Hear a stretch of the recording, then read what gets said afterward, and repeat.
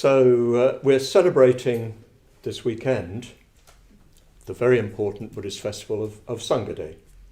Most of you, perhaps all of you, will know that the central ideals of Buddhism are summed up in what we call the three jewels. Buddha, gold; Dhamma, blue, like the sky; red for Sangha, as this wonderful shrine has been created to evoke. Red, the colour of blood, the colour of emotion, the colour of love, you could say. So we're celebrating today this really central ideal of the Buddha Dhamma Sangha.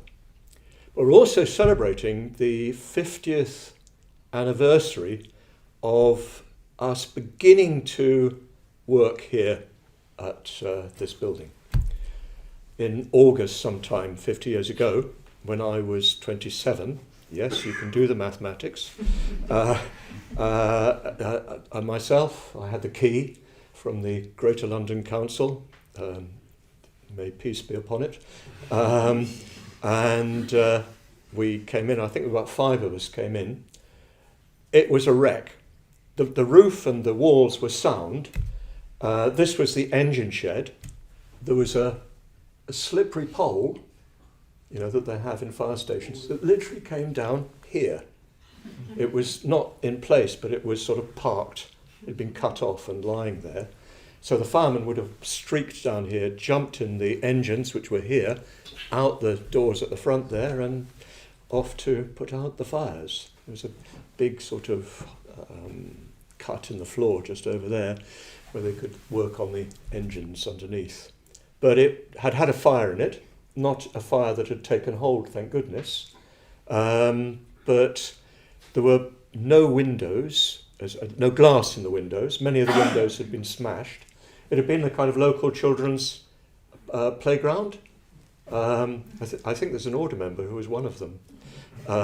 She confessed it to me recently. But it was a huge building. It was really very dilapidated, although structurally sound. We had problems with dry rot, which afflicts wood. It's a fungal infection that eats wood. Magical thing. It knows where wood is at about 50 feet. Anyway, we had that problem, but otherwise the building was sound. We had, thin bits of foam and sleeping bags, and we just camped out. I think the first thing we did was put plastic over the windows. Many of the rooms had no floorboards because they'd been used for firewood. It was tough in those days, but we were made of strong stuff. And we just began work. We were very low skilled. Fortunately, we acquired fairly quickly Atula, who lives just around the corner, and is a skilled carpenter. And he, poor fellow, had to lead the whole project from a building point of view. Is he? Oh, you're hiding. I better save some of the things I was going to say. Otherwise he'll start. He's got some stories. But okay, Attila, mutually assured destruction. That generates peace. So Attila, poor fellow, had to guide a bunch of amateurs. Sometimes willing amateurs, sometimes not very willing amateurs. And it took us 3.5 years and quite a bit of help from a grant from the government, believe it or not. We got it done. But I want to communicate to you that these two themes are connected. The theme of us beginning work here and of Sangha are connected. It happened because of Sangha. We didn't receive pay. I think we were getting £2 a week pocket money. Of course, that was worth at least £20 now. But we didn't get any other money. We fed ourselves and so on. But we lived a pretty frugal and, to begin with, not a particularly comfortable life. But we did it because we believed in the ideals of Sangha. To give you an illustration, we did eventually get a grant which paid some of us, And everybody would come to me at the end of the week with their pay packets, hand them over. I'd take out £2 and hand it back. So a lot of that money that people gave from their work went to, for instance, building the shrine here, because the government grant didn't cover that sort of thing. So it was built on ideals, on idealism. Of course, held to varying degrees. Some people just came, in a vague interest. But quite a lot of us were very deeply committed to the vision of the place. And that vision was for us summed up in the name that Bhante gave to the whole building, which was Sukhavati. Unfortunately, more recently, Sukhavati seems to have been narrowed down and just applied to the men's community on the first 2 floors. But that's Sukhavati community. But the whole building, the whole project, is Sukhavati. Sukhavati is an important term from Mahayana Buddhism, from the second phase of Buddhist evolution in India, from about the 1st century before the Common Era. And it took place around a number of sutras, of discourses, which purported to come from the Buddha, but didn't. They were composed later. But the one important set of sutras talked about the ideal society for supporting spiritual development. I hope that all of you have by now realized, or will realize quite soon if you haven't already, how much your efforts to practice the Dhamma, to make progress on the path, depend on conditions. It's very difficult to make progress unless you're really quite highly skilled when conditions are adverse. Eventually, one must be able to do it under any circumstances. But for most of us, and let's face it, I've been at it for 50 years, and I'd say it still included me, adverse conditions can really break you. You just can't keep going. And we see so many people who set out on the path with real dedication, real inspiration, but just lose track. They cannot keep their heads above the waters of life. And the waters of life surge pretty strong and are pretty deep. They seem to be surging particularly strongly at the moment. And they just carry you away. So even though you're trying to face in the direction of the Buddha, Dhamma and Sangha, you're just swept along. So conditions make all the difference. Many of you will have been on retreat. If you haven't, then please do go quickly. And you know what it's like when you go on retreat. You start meditating when you're on retreat, even just for a weekend, sometimes even for a day, and you really are able to meditate. You can focus, you can concentrate. When you hear the Dhamma, it really goes in, and you know, that's the truth. And then you think, right, that's it. From now until enlightenment, just a smooth path. And on the train back, you've lost it. It can be as quick as that. The conditions overwhelm us. We're all the time resonating with the conditions around us, as it were. That they form us inside. I very much noticed that. I've just had 2 months of seclusion. I wasn't able to be completely solitary, but of seclusion. And I noticed how what was going on around me affected me. And I am a fairly experienced meditator, for instance, but I could feel it sort of echoing inside me. I wasn't looking at the news, which is a very wise thing to do under those circumstances. But as soon as I began to look at the news, I saw how it moulded me, really. I had a very interesting experience. I read a really good novel by Colm Toibin, an Irish writer, called The Master, which is about the writer Henry James. And after a while, I realised that I was sort of felt myself to be Colm Toibin's Henry James. I'd become the character of the novel. And that happens to us every time we read, we look at something. But usually we're so swamped with stuff that we don't even notice the impact that it's having on us. But all of that makes it really difficult to see your mind, to make progress on the path. and so on, even to keep in contact with spiritual friends. So this is a very important theme for everyone. There's a lot of sort of YouTube stuff that makes it all seem like it's a technique that you need to learn. You've got to get the right technique, turn left at that corner and then turn right. It's not that simple, I'm afraid. Conditions are probably, for most of us at the beginning, the most important factor in whether we make progress or not. So these Pure Land Sutras are about the ideal conditions for spiritual development and for final enlightenment, you could say. They're called Pure Land Sutras, pure in the sense that there's nothing there that's adverse. Everything is supporting you, everything is aiding you. There's nothing between you and the Buddha. There's an unimpeded access to the Buddha's words, to your ears and the Buddha's mouth. There's nothing to stop the vibrations going in. The term that is often used in this connection is Sukhavati. Sukha means happy, but it means happy on all sorts of different levels. In the early sutras, the Buddha says Nibbānang paramang sukhang. Nibbana is the highest happiness. So the highest happiness is enlightenment itself. So when we're talking about sukha, we can mean just the happiness of a happy day, or we can mean something as exalted as liberation.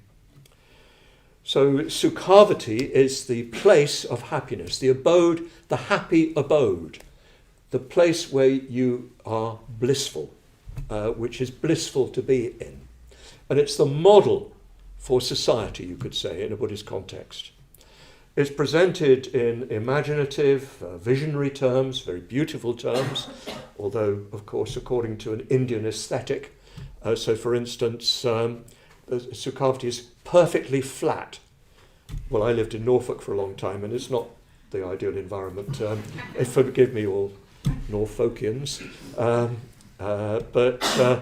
Yeah, I like a little bit of hill modulation in my landscape. But that's a matter of culture and taste, isn't it? For many, I think wasn't it in the 18th century, they discovered mountains. Up till then, they just seen mountains as horrible, wild places. But in 19th century Europe, 18th century Europe, that is, people sort of discovered mountains. But anyway, be that as it may, the picture of Sukhavati is full of light, of colour, of beauty, and it says, for instance, that you hear the sound of the Dharma, the sound of the Buddha's words in the song of the birds, in the rustling of the trees, even in the dancing sunbeams. So everything resonates with the truth, the highest truth, the final truth, the truth that liberates. So it's an environment in which every element of the situation is encouraging, is, as it were, pushing you forward. It's said that the birds sing impermanence, insubstantiality, and so on. They sing to you of the ultimate truth of things. Of course, you can be in a state of mind where that's what you see. Everywhere you look, there's the truth. That's the highest state. Something just come into my mind. Do I say it? Yes, I will. I don't know anybody in Englit popular here, but there's a very, very important, interesting metaphysical poet of the 16th century, Thomas Traherne, who lived in Herefordshire. But he has a lovely, lovely line. You never enjoy the world aright till the sea itself floweth in your veins, and you are clothed in the stars and crowned by the heavens. So that's the mood of Sukhavati, as it were, at its highest level, where everything is resonant of truth. But the picture of Sukhavati is quite vividly drawn. You're born into Sukhavati as a result of your meritorious actions as a result of your faith in the Buddha, and especially in the Buddha Amitabha. And you're born inside a lotus. You're enclosed in a lotus.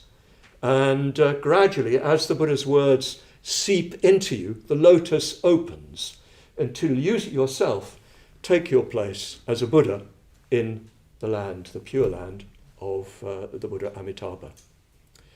So that was our myth. That was our myth, which Bhante gave us fairly shortly after we started the work. I don't have a precise memory of when, but certainly by the end of that first year, sometime in probably November, December, Bhante said that what we're really trying to do is create Sukhavati here. We're trying to create a situation that approximates as much as it's possible on the human plane to that ideal Sukhavati, that visionary Sukhavati. So that's why the Buddha Amitabha sits at the center of our shrine here, because we're all now symbolically in Sukhavati. That's why we have the red lotuses on these hangings that were created by Dhammacharini Anjali, who died some years ago, for the opening. And the theme of the red lotus is everywhere, or should be everywhere. I think at some places the old Victorian tiles which are cracked have been replaced with tiles with lotuses on them. So the myth of this place, the myth that inspired us in those early days, I can certainly speak for myself, inspired me very, very greatly, was of creating a situation, an environment in which people could live out the Dhamma life and hear the Buddha teaching. They could hear the words of the Buddha Amitabha, if you like, as the archetypal Buddha of this particular situation. So that's what we aspired to do. And for me, it was a very strong motive, very strong motive indeed. I wasn't much attracted to the idea of simply getting myself free and happy. I think that certainly at that time in the 1960s, when I grew up under the influence of certain substances, that was the era when there was a very strong sense that we wanted to change the world. Every generation has this, doesn't it, when you're young? You want to change the world. You want to make the world a better place. And many of us came with that very strong desire. It was less of a sort of individualistic aim at that time. We were individualistic enough, after all. We were children of the 60s. But I remember Attila was working in a refuge at that time. Many of us came from that sort of background, with that ideal of trying to make the world a better place. And we saw the practice of the Buddha Dhamma as the best way to do that. And we wanted to create circumstances that could make it possible for as many people as possible to make spiritual progress. In other words, we were creating it for you. We wanted a place that people in the future would greatly benefit from, and that would enable them to make progress in their spiritual lives. And we've seen thousands of people come through from what we created at that time. The height of it all, I think there were 35 of us living upstairs, which I have to say was a bit too much. And it wasn't always easy. It dragged on. It was difficult to keep everybody at it, especially on, not very much reward. But we kept going, and eventually we opened. Well, that's another 3 years, isn't it? Yeah, another 3 years. You've got another 3 years of this. And the centre opened, and here we are today. So please remember all those people who contributed initially to the creation of this place. There's so many. They've been going through my mind. I don't know whether they have yours, Attila, but thinking of Punya, and Kamalashila was here in the first batch. Oh, yeah. Oh, yes. Vimala Mitra, well, he's still with us, but so many people lived here and worked here. Abaya was here. Yes, many now no more have died. Alia. Yeah. Anyway, we won't go on, Atala. We'll be here all night. There really should be a roll of honour somewhere with all the people. But then that carried on down the generations until the present day. This place runs on Sangha, and I wouldn't have it any other way. We're sometimes a bit of a shambolic bunch, but I wouldn't have it any other way. Because there's no incompatibility between Sangha and professionalism, as it were. But nonetheless, sometimes the people you've got are the people you've got, aren't they, after that? They may not know one end of a hammer from the other. Worse, they may not know one end of a nail from the other. But they at least were willing to work together to try to... Shut up over there. That's part of Sangha too. Your turn later. But there are a few people here. The back there. And so I want to talk a little bit more about Sangha, in a way in that same vein. That of course there were people at different levels of engagement with Sangha, some very, very tentatively engaged. Some of them you really wondered why they were there. Sometimes you had the feeling they didn't know where else to be. But quite a lot of us were very much inspired by the ideal. It wasn't always easy. After all, even though you're united by shared ideals, you're still human beings with personalities who often don't really know how to get on together. And a bunch of guys, particularly, a lot of arm wrestling, and all that sort of thing. But on the whole, my memory, don't ask Attila, that's a different question, my memory is of a broadly very positive atmosphere and a very high level of engagement and dedication. So that sort of exemplifies Sangha at a particular level. So let me just define Sangha a bit. I was thinking when I was preparing this talk that I'm very little interested in abstract thought these days. I used to be something of a philosopher, but I think it's a function of age. My brain just is not interested in abstract thought. So I thought that I would illustrate what I want to say more from my own experience of Sangha, because I have experienced Sangha over probably 55 years. I first came in contact with the movement in 1970. I can't even do the mathematics for that. But for quite a long time.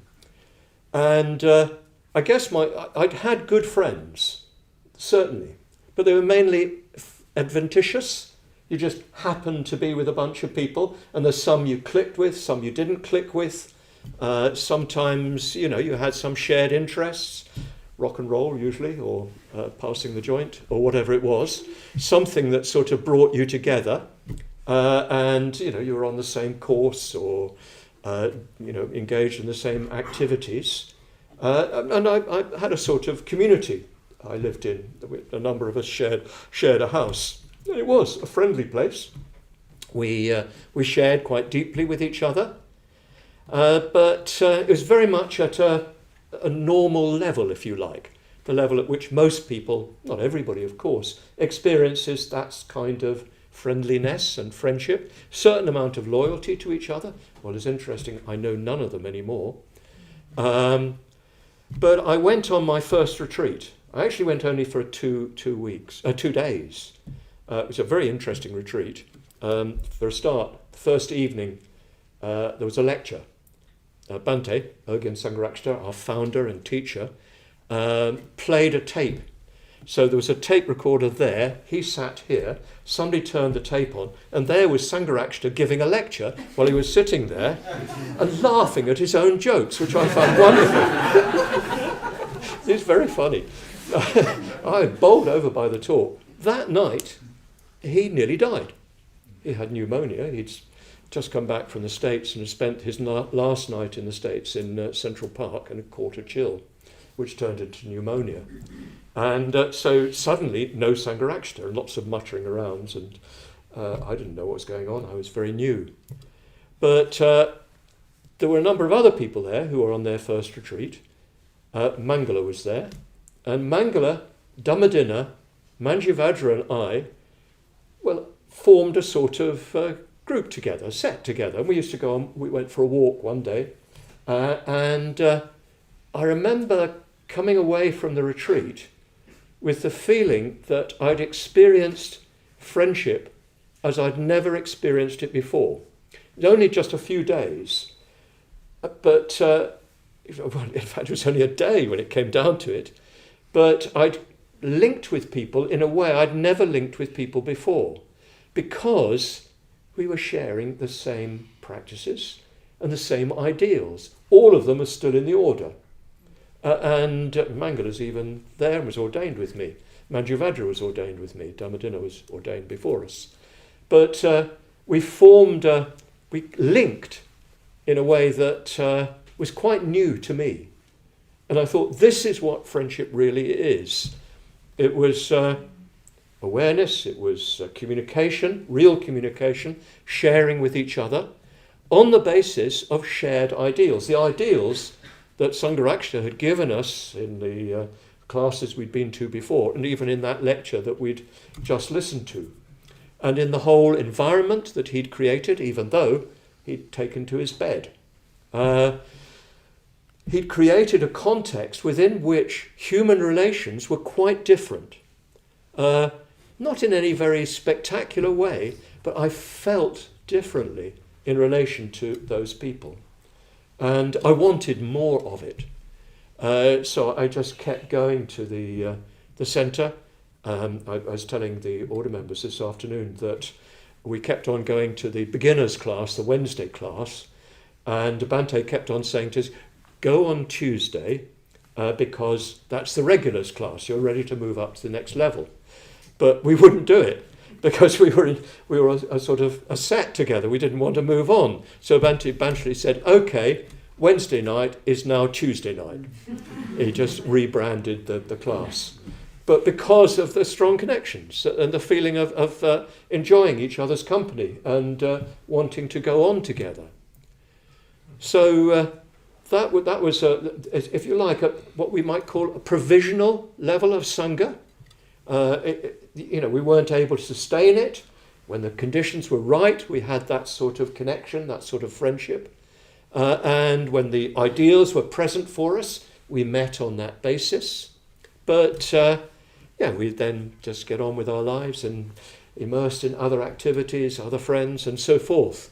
But when conditions were right on retreat or even just at the classes, we found ourselves meeting on that level, on that higher level. Not higher in a flashy way, but just a more human way, much deeper feeling of mutual awareness. Bhante used to lead the communication exercises a lot at that time. I'll just tell you, there are these communication exercises which are not done much, which I think is a shame, because they do teach you how to become much more deeply aware of another person and to open yourself up to them and experience, if you like, Sangha in that way. So Sangha is shared ideals, a shared vision, shared practice even, and potential for friendship. When you come together with people in the Sangha, you have a potential always for friendship. In effect, every time you meet somebody in the Sangha, a friendship begins. Even if there's no chance to continue it, you're aware of each other. You have, once overcome one's little prejudices and likes and dislikes, one has an appreciation of the other. That's what friendship is. Friendship is liking for each other on the basis of mutual awareness, of knowing each other, seeing each other.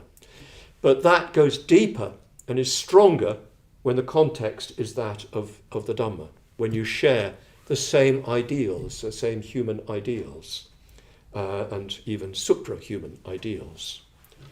So, yes, Sangha for me was very much came out of initially that contact, especially with Mangala and Manjivajra and Dhammadinna and others as time went on. And that led indeed to my own asking for ordination, because I understood that being a member of the order meant placing oneself firmly, decisively within that context of spiritual friendship and of shared ideals. And for me, the moment of my ordination was the most important moment of my life. Everything led up to that moment and has, as it were, led away from it. I still function on the basis of that ordination, which I'm so pleased I shared with Mangala and Manjuvadra, Chintamani and Hridaya are ordained with me, and many other friends came to the ordinations. So Devamitra was there. And the sense that I'd entered into spiritual friendship, into spiritual community in a much more decisive way. Of course, I was still not able always to sustain it. Indeed, even today, I'm not always able to sustain it. And I don't always meet my brothers and sisters in the Sangha on the basis of being brothers and sisters in the Sangha. Sometimes I meet them on the basis of my likes and dislikes, romantic inclinations or romantic repulsions. There's also exists, don't they? But the fascinating footnotes to this talk you can go into later. You don't always get on with everybody. I haven't yet found another order member who, given time, I could not break through into communication with, because at the back of it all, there's a strong sense that we share what is most important together. Harmony, real harmony, is only possible on this earth through shared ideals. That's a very, very important point. It's only to the extent that you share the same ideal for human existence, the same ideal of what human life is really about, that you can be in harmony. And the more explicitly that's shared, the more effective it's going to be. So yes, I experienced that I'd entered an explicit Sangha where everybody was signed up to the same ideals, in the same terms, and meeting around the same teacher. This, I think, is very important. One of the functions of a bodhisattva, everybody I hope knows what a bodhisattva is, but briefly and broadly, it's someone who commits themselves to the spiritual path, to gaining enlightenment, for the benefit of all. Someone who realizes that you cannot be enlightened unless everybody's enlightened, in a certain sense. That you have to carry everybody with you, or at least attempt to, at least do it for their sake. You have to gain enlightenment so that you can help others to gain freedom. That's what the Bodhisattva is committed to. And traditionally, the Bodhisattva takes a vow of a commitment to that purpose. And Sangharakshita, our founder, Bhante, took that vow himself from his own teacher, Dada Rinpoche. And one of the vows that he took is the vow to create, the Sanskrit word is a gana. A gana it's very like Sangha, it means a people actually, but specifically it means a community of practitioners, let's say, people who share a common practice. And the function of the Bodhisattva is to create a gana, a Sangha, a community of individuals who are committed to the Buddha, Dhamma and Sangha, it's the highest ideals of humanity, and who share a common set of practices, a common a set of specific ideals, a common mission even, a common mission to spread the Dhamma as broadly as possible, to make it possible for as many people from as many different backgrounds to join the Sangha, so that everybody can move forward, to create, in other words, the Pure Land, to create Sukhavati. And Sangharakshita embodied that bodhisattva activity. He created around him a gana, which all, to varying degrees, are participant in right now. And he established what a bodhisattva is supposed to establish is places where people can learn the Dhamma, to places where people can live together on the basis of the Dhamma, work together on the basis of the Dhamma. He teaches them how to work with their minds to overcome the hindrances. He teaches them to enter the dhyanas, the deeper meditative states, and he teaches them how to gain liberation, how to gain insight. That's the function of a bodhisattva, and in terms of creating the gunna. So I was very, very happy to be part of this gunna and to be part of this shared mission to create an ideal context for as many people as possible. And personally, I've remained deeply inspired by that ideal to this very day, even though I've seen how difficult it is and how we hobble each other and make it difficult for each other, and how extremely complex human beings are, not me of course, but everybody else, and how it takes an enormous amount more work than I thought it would. I thought we just had to build this place and then we could retire into nirvana, but it seems to have been a bit more difficult than that, because we bring ourselves with us, so we're part ideal and partly unregenerate. And of course, engagement in the gunna helps one to overcome these left behind bits, these messy bits of us that haven't got included. If the Sangha is working effectively, these get resolved in the course of one's engagement with it. And boy, do they need some sorting out. So the Sangha Rakshita formed this gunna, which I'm a very happy member of, on the whole, on a good day. No, on the whole means almost all the time. But something that he also did for me, and I believe he did for the whole order, was something more intangible. I don't know how much you know about the ordination ceremony, those of you who haven't been ordained, but this ceremony is very, very simple and consists two parts. One part that's private, just between you and the preceptor, the one who gives the ordination, in my case, Bhante himself, and a public part where he does it again, but with the public present. So first, you just take the refuges and precepts after him, commit yourself to the 10 order precepts, which are an amplification of the 5 that you'll generally take. But something else happens in the private ceremony, which certainly had a very deep impact on me, and I'm sure on all other order members here. You receive initiation, you could say. It's not quite the right word because we don't use it in the traditional Indo-Tibetan sense. But you are introduced to a Buddha or Bodhisattva. A connection is made between you and a Buddha or Bodhisattva. So I remember in my ceremony, Bhante asked me, is there a Buddha or a Bodhisattva you're particularly attracted to? I had come with the thought of asking for a particular practice. The way he said particularly meant that I just had to say no. I didn't really know these ladies and gentlemen. I hadn't encountered them much.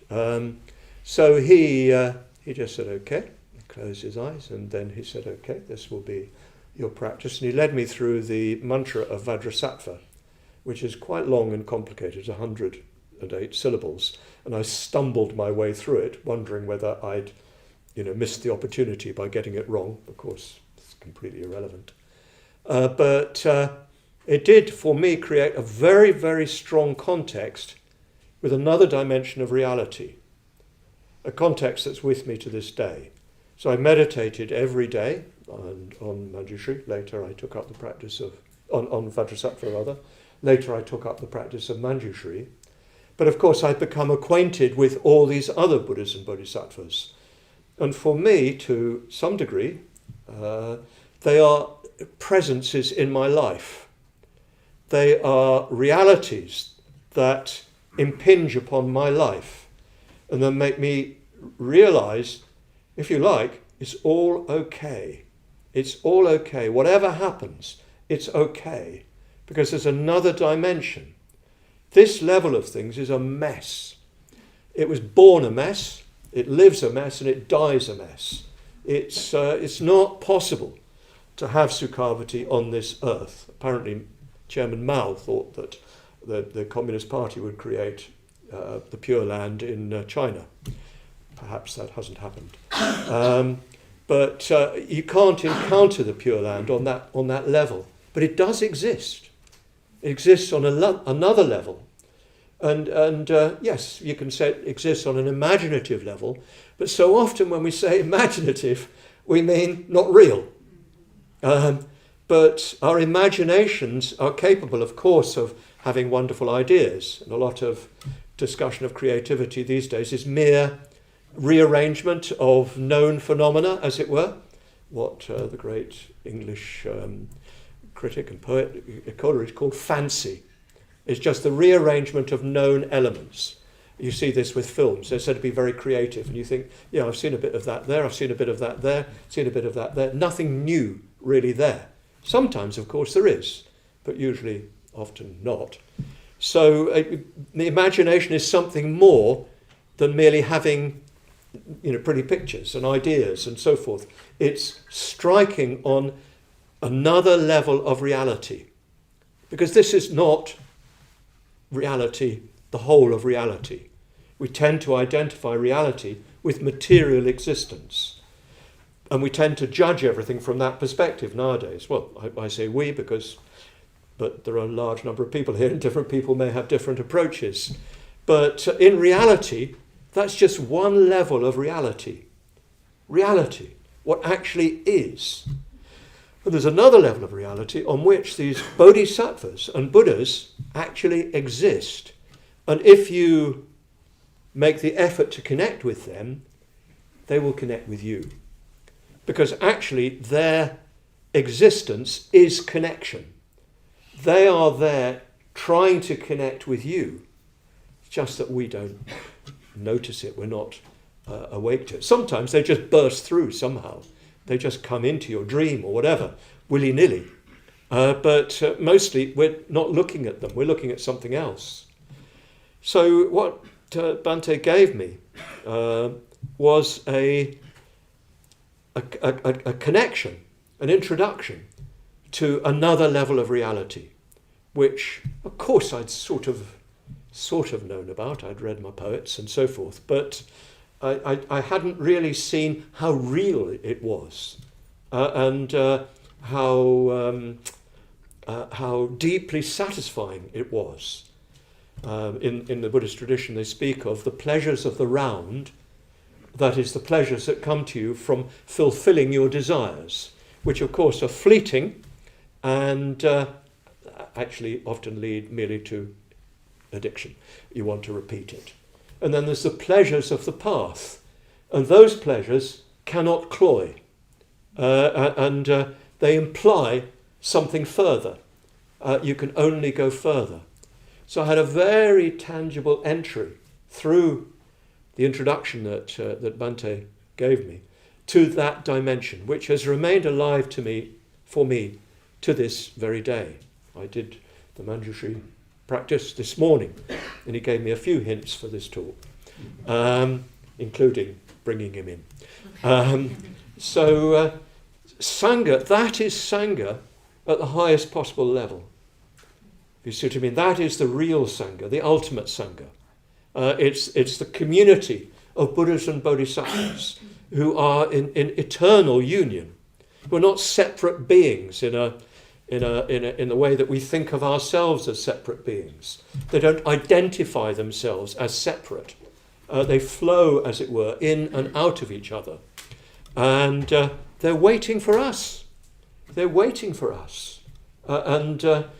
What the preceptor does is give you the key to that introduction. The preceptor, as it were, says, Subhuti, here is Vajrasattva. Vajrasattva, here is Subhuti. And in the case of the Vajrasattva practice, Vajrasattva is said, you've said that you enter into a samaya, Samaya, put it crudely, means a contract. It's a deal you make with the Bodhisattva. You say, for your part, I will say your mantra. He or she says, if you say my mantra, I'll appear. And that's the deal between you. And it works. And you have then an experience of Sangha on the highest possible level. So when Bhante, Urgyen Sangharakshita, established this centre, yes, he did establish the basis for many, many people to come and learn how to, work with their minds, go off somewhere else, that's fine. Some to decide they want to go deeper, to maybe even commit themselves to this Buddhist life in this particular Sangha. But he did more than that. He did, as it were, bring into this very building this Sangha in the highest sense, the Bodhisattva Sangha, the Sangha of the Buddhas, so that they are here.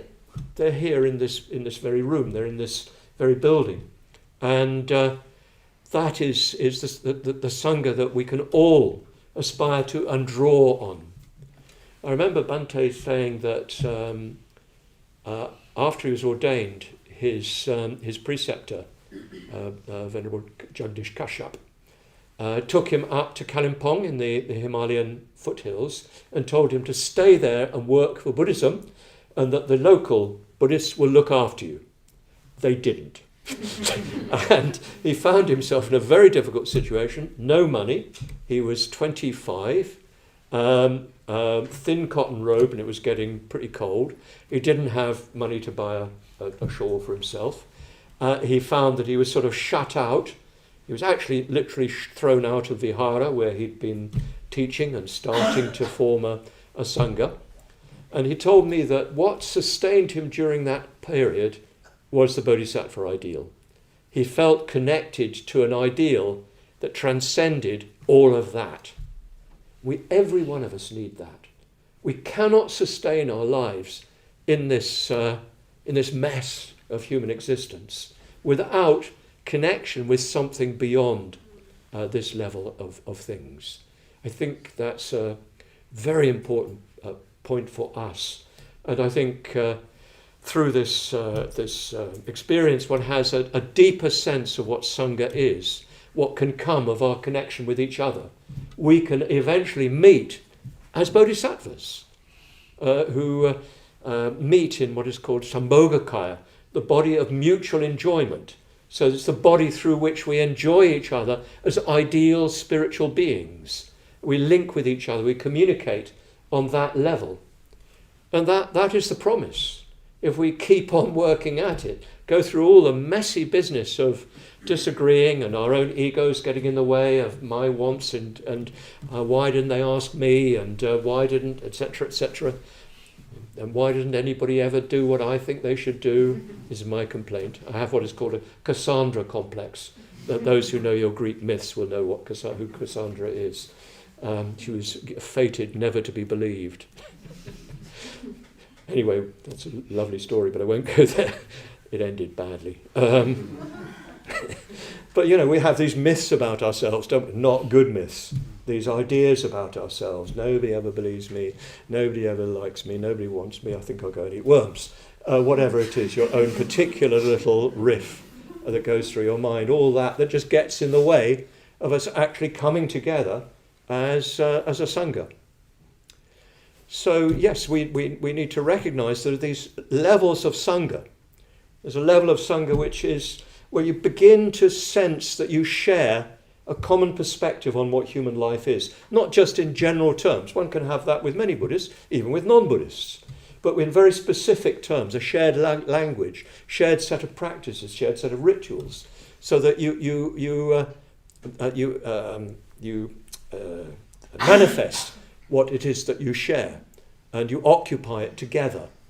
It doesn't mean cutting off from others, but there's something special and deep about that when there's a shared framework. You can take that deeper and deeper to the point at which you commit yourself with others who've committed themselves and who are consciously part of a an effective spiritual community. They backslide and they pick themselves up and go forward again. That's one of our major activities, a weekly activities, a chapter meeting, where we confess. We go into our backslidings so that we renew our commitment, because we break it every day. And we re-establish our connection with each other as members of Sangha. And then you may begin to be, well, like Sangharakshita, you may be someone who is so deeply engaged and immersed in the Dhamma that you cannot really go back, and so deeply immersed in this bodhisattva ideal that it is the guiding force of your life. I remember Bhante saying, shortly before he died actually, a while before he died, that he really wanted a rest. And he was looking forward to dying because he'd have a rest. And then he said, but there is rebirth, I do believe in rebirth, and there is the bodhisattva vow. So I will be back. So that motivated him and will bring him back. Yes, you'll recognise him immediately because from the tip of his nose to the top of his head is a straight line. You will find that you, in your own way, with your own talents, your own disposition, your own character, get to that sort of point. And you will find that you have a sense of very, very deep, abiding connection with others that is more than just for this lifetime. I had a very vivid experience of this when I retired from the Preceptors College. The Preceptors College is the group of people, the community of men and women who give the public ordination, thereby introducing people to the order. And I was a public preceptor for 20 years. So when I retired at the age of 70, even though the nominal retiring age is 75, but I thought it was a bit indecent to carry on so long. And you had the conclave of the Vatican as an example. So when I retired, there's a tradition in many contexts in our movement that you have a meeting where everybody gets together and they make a fuss of you, which is lovely. They give you lots of cake, and they decorated the chair I was sitting in. Maitreya Bandhu put flashing lights all around it, and then everybody has a chance to say something. And I've done quite a lot in my time in the order. I've done quite a lot of things, like lead the project to build this place. But what I found was whenever people went round, nobody mentioned all the things that I've done.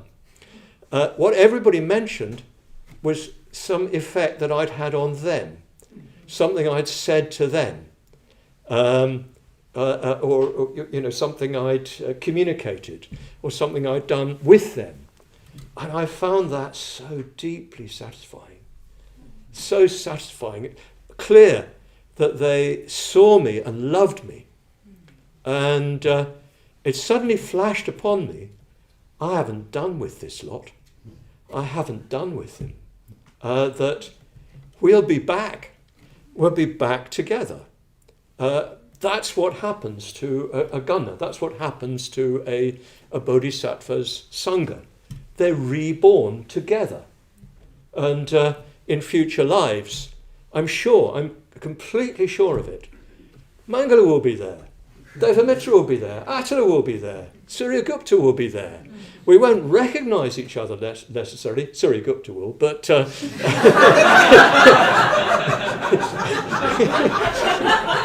Abhayanandi will definitely be there. But if I haven't mentioned you, you're there. Because we share a common karma, as it were, the karma of our commitment to these same ideals, which will bring us back again and again to continue this impossible, quixotic mission of trying to save the world. The impossible mission. But in the course of pursuing that impossible mission, we'll have created something on another level that the world, if it survives, will benefit from. If it doesn't survive, some other world will benefit from it. We'll create a momentum within reality that will affect increasing numbers of people. So that's what we're celebrating today. We're celebrating this principle of Sangha that formed this place and that you are all now participating in by virtue of being here, listening to me, sitting in front of Amitabha, and listening to the Dhamma, even in the dancing sunbeam.